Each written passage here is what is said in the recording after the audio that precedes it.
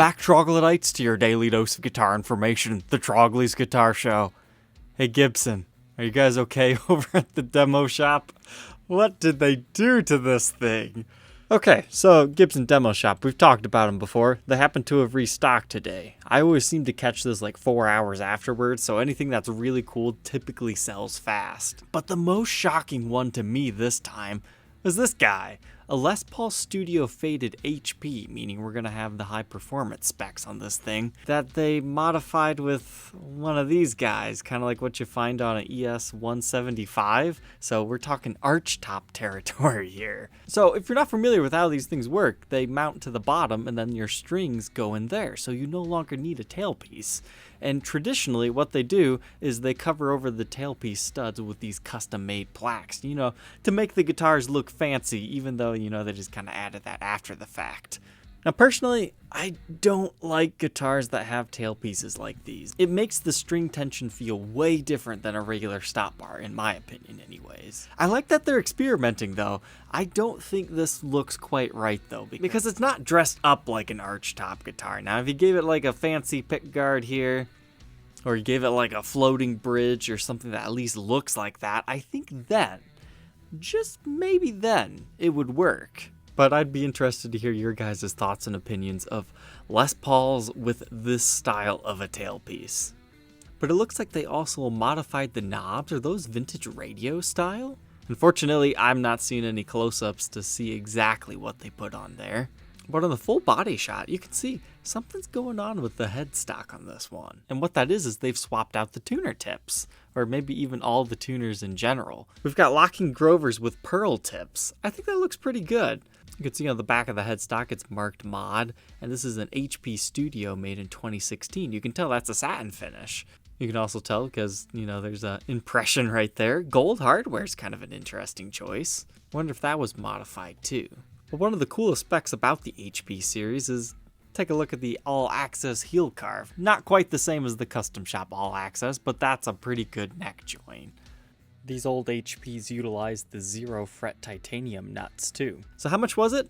$1,299 Not all that bad considering. I bet if we refresh the page, it's already gone though. Yep, it was so unique I knew that would sell. But hey, you could technically do that yourself. Finding these parts would be a little bit difficult, but they're out there. As this guy has one very similar to it, but yeah, it looks like you'd have to upgrade all the gold hardware. They did a lot to that guitar. It would be hard to replicate that for that price. It's no wonder it sold. Everything else to me just kind of looked basic. However, I wish I would have been around for this, an ES-359. I wonder if they called it that because it's like a 59 Black Beauty. This was a steal and a half. That's all I've got to say. It looks like it's got the smaller, like 339-esque body shape, so it probably wouldn't have been my favorite guitar. But it's all custom blinged out gold hardware. I think this is a fantastic design. Sure, it's got some light wear and tear, but I'd never heard of this model before, and only $2,200? Yeah, I can't find another one exactly like that. Whoever caught this in time, nice job, man. You got a great guitar. I do want to say something, though. I'm kind of getting annoyed with Gibson's posts on Instagram. They say that this is coming to the demo shop, but it wasn't listed ever in that batch. And this prototype here, I was really interested in. I wanted it. It never showed up. I think somebody's, you know, inside job buying this stuff. Because you can look through their sold listings, right? It was never listed. So I'm guessing an employee took it before it was ever even put up. That was kind of disappointing. I'm a little salty about that one because that was a cool guitar too. But that's enough talking about the Gibson Demo Shop today. Let's talk about the Flying P.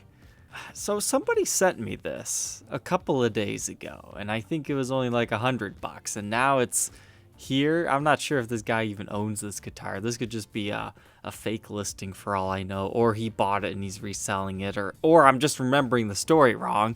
But now he wants $725 and $200 shipping to ship the Flying Patrick. So what this is it's a Flying V guitar, right?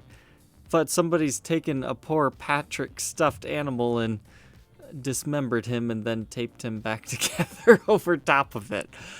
All I gotta say is I'm upset that I never thought about doing something like this. I mean, it reminds me of that grandma flying V that we talked about once before, where somebody put doilies and fur carpeting over top of it. It's just so silly, but I can't help but love it. The Patrick Star flying V. Is it worth $700? I don't think so. We can't even really identify what this model is. I mean, it's got a volute. It appears to be a set neck unless there's a bolt-on construction there. So I think that's your big question is, what do you have sleeping under this? Is it worth anything? If not, this is just a joke listing. But hey, 113 watchers in 12 days from somebody who's brand new to Reverb. Not bad. Must be in one of Reverb's lists. Next up here is a rather unusual 60s melody maker. So when I first saw this, I immediately thought, okay, somebody's taken it, they put a veneer on it, and refinished it. Because these 65 melody makers, they're great guitars. They look like freaky fish things, but definitely try one. But in reading the description, it seems like he thinks this is original, and I have a hard time believing that because this would be a mahogany body. You can find quilty mahogany, but I've never quite seen it like this on a 60s model. So I was ready to write this listing off, but then I saw this. It still has the red stain. So either somebody just refinished part of it and then stained this red to fool someone, which is very possible. Or is that the original finish? Crazily faded? Possible, I guess. I really don't know for sure on this one. But if I could verify that's 100% the wood that it's supposed to be, I wouldn't even care that he put the EMG pickup in it. It'd be easy enough to restore this back to original. $1,200, that's a steal for figured wood like that. I would own this particular melody maker. Because if they had added a veneer, we could actually see it here, and it doesn't look like that. So a few too many questions for me personally, but as a player, go for it. That's a lot of fun. Our second to last one tonight is a Les Paul Modern Axcess. It seems like I feature one of these all the time. I mean, it's just an Axcess. It's got the Floyd Rose, but what really shook me is, take a look at this. Sparkle pink finish. There isn't a better Les Paul to put a sparkle pink finish on. And check this out, black hardware on top of it, and he's upgraded the saddles.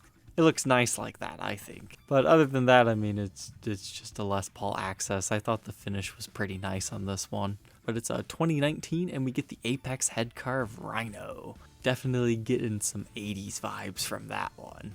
And for our last one today, a Yuri Shishkov creation, I believe. Take a look at this. That is nice. This is almost worthy of its own episode if I really wanted to dive into this, because I've had one of these Masterbuilt Telecasters before.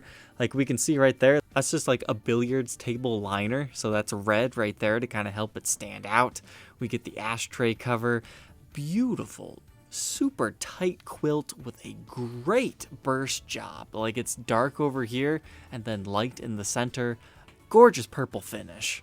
You can check out this other Masterbuilt Tele if you want to take a closer look at one of these. It's definitely not a look for everyone, but I dig the color scheme on this. But surprisingly, it looks like they went for the satin finish again. I think something like this in gloss would be cool, but maybe it has something to do with their bejeweling process that it has to be satin. But if that's not enough for you, you get the matching headstock on this too, and a beautifully quilted neck.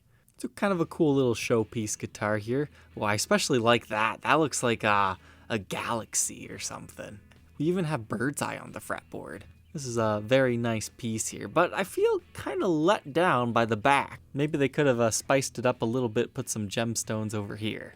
But at $30,000, it's certainly not a guitar for everyone, but would make a nice display piece. Alright Troglodytes, I hope you enjoyed checking out some guitars with me tonight. Don't forget to like, comment, and subscribe, and we will see you tomorrow on the next episode. Take care.